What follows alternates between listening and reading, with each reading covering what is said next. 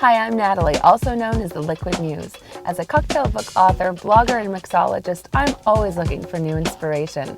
Welcome to Inspired Sips with the Liquid Muse. And now the best part of any distillery tour is the tasting, and just as in a wine tasting, we're starting with the lighter and we're moving to the darker and spicier. Can you tell us about the crystal? Sure. So here's the crystal, and here really what we're tasting right here is just my distillate brought down to proof, brought down to 80 proof, and those 2 cups of vanilla for every 500 gallons.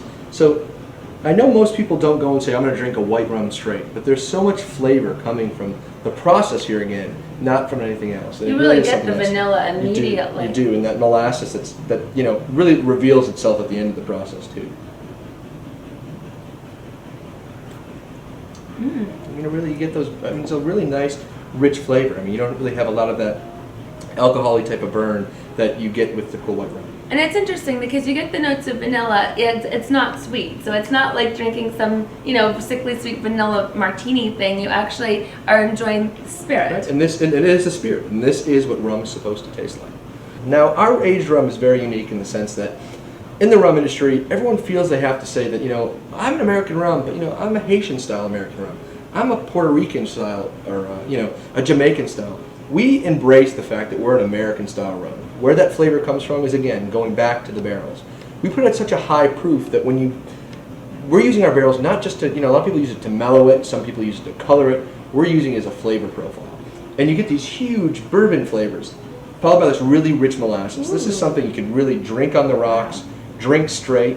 You know what? We always joke, through our success in the states we've gone to, we've actually taken our products into Kentucky, and since December, we sold 300 cases of rum in Kentucky. Well, so now that's saying something. And I always say to my sales force, if we can sell rum in Kentucky, we can sell rum anywhere. Oh yes. So how much of the taste comes from the molasses, and how much from the wood, or is it just a marriage of it all together? It really is a marriage. It really is doing in rum. We all have these little laws to go by, but it says 3-year on our bottle, but it's actually a combination of 3, 4, and 5-year-olds. You have to put the youngest age on the bottle when you're labeling your products, and it's having that marriage through there. It's blending that kind of thing, and it's not a third, but it's having those flavors at different ages in the barrel is what makes this product so special. And when you're blending, then are you just going by tasting it and blending to taste, or do you have no? We have a formula. We have a formula and a flavor profile we're looking for. Okay.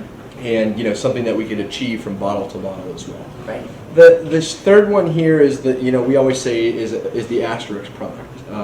What has happened here, again, going back to Katrina, we had 8 feet of water in here, and we came back and we were very concerned what happened to our aged product. And excuse me, we were very concerned about our aged product. And so what happened is that as we're going through each of our barrels, the EPA came and tested every one of our barrels to make sure they were clean. I joke because I think the IRS just want to know how much they pay I owe in taxes. They don't really care about anybody's safety. That's another show. Right. But what we've done, so through the process, there's been many different generations of people working here, and everyone's barrel labeling wasn't so good, to be polite. So we came across these 10-year-old barrels, and we had 17 of them. We combined them together and made this 10-year-old product. So we only it did sounds 60 very cases. unique then. It is. It really is. And in a place where we are here, it's very unique in the sense that I keep telling everybody it drinks more like a scotch than it does a rum. In an unclimate-controlled cotton warehouse in the South, you're going to have a lot more of humidity and a lot more elements playing into this. And I think that when you taste this, you really get those elements that are into this. And this is something very special. Wow. These big, I keep saying banana type of notes to it. You get these oaks that are really reminiscent of a scotch.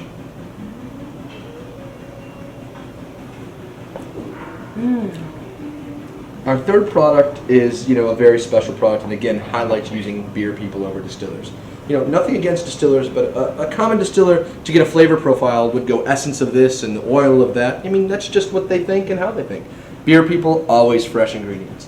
And so right here is an example of our flavor profile that's in our spice rum. We've got some cayenne, some allspice, some nutmeg, some clove, some chicory, some cinnamon. And when you taste this, people really think, well, cayenne, that's where I'm getting this kick from when we drink it. But the reality is that's actually coming from the cinnamon.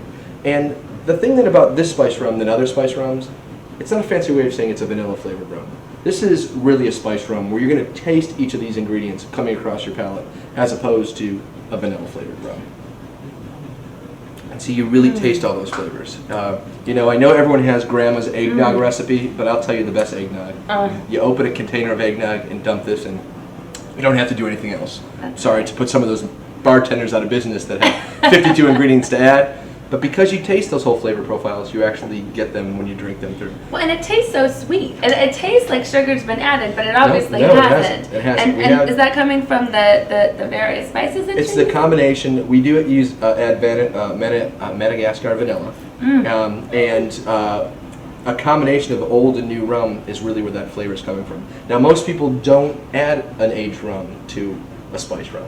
And that's where you're getting those flavors, those bigger, richer, molasses-y type of things, because it's gone through an aging process as well. Wow, it's incredible. Well, thank you so much, Ben. No, my for pleasure. showing Thank us you around. for coming here in the middle of July into a hot distillery. We loved having you, and For hope this? to see you again. Anytime. And so keep your eye. Where can people find this? Does it have national distribution? the Old We New are Orleans Rum? sprinkling ourselves across the country, but if you go up to drinkupny.com, they sell and ship all over the country. So there you go. All right. Try it out for yourself. Little taste of New Orleans.